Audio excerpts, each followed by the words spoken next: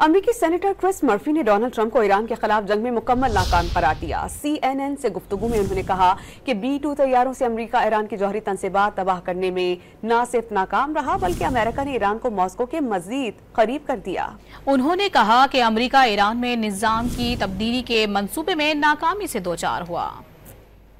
I think that's right. And listen, we still have not gotten, any damage assessments. We have a classified briefing in the Senate tomorrow afternoon where hopefully we'll get some questions answered. But, already you're seeing information that suggests, we did not deal a lethal blow to their nuclear program. They may still have as much as a half a ton of uranium enriched up to the 60% level, which is near what you need for a nuclear weapon. We may have just damaged Fordo. We may not have destroyed it.